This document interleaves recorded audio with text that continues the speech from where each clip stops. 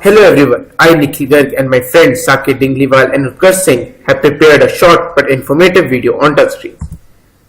So I wonder every day, the one thing that we all care for the most, the one thing we can't imagine our life without. Yes, it is definitely gadgets. I can't help but observe one thing common to all these gadgets, one thing that makes these gadgets so worthy. I think you guessed it right, it is the touchscreens. Imagine a world without touchscreens, a world with phones like Nokia 1100. Ah, how awful and frustrated you would feel. Due to so much development and innovation by us, this technology has helped us speed our work and save a lot of time. It has helped us match our pace with our mind. Did you know that touchscreens actually work on electronic circuits? Yes, you heard it right. Moreover, it may sound odd, but it is your hand that completes this circuit.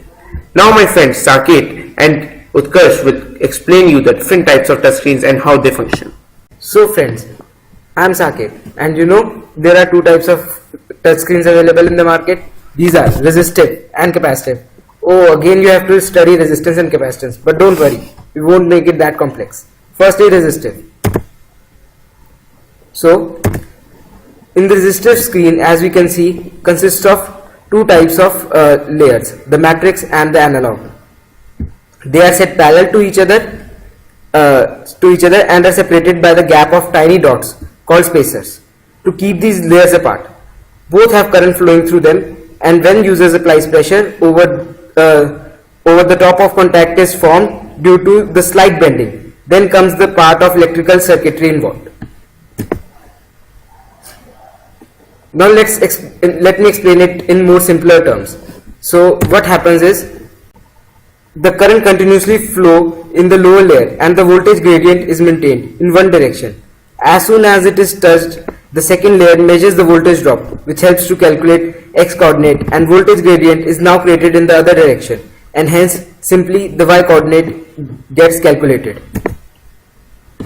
As we can see here, a mapping of x and y is done on the screen that is being predicted as per the touch of the pressure applied. Hello guys, this is Utkarsh. So Saket just now told you about the resistive touchscreen. Now I'm going to tell you about another kind of touchscreen, a touchscreen that works due to the charges on your fingers. This is the capacitive touchscreen. A key feature of the capacitive touchscreen is that it allows you multi-touch, and that too without applying much pressure on the screen. You can zoom in and zoom out of your screen only because of this feature. Here is a video demonstrating a capacitive screen. Simply speaking, a capacitive screen consists of a large number of capacitors in it.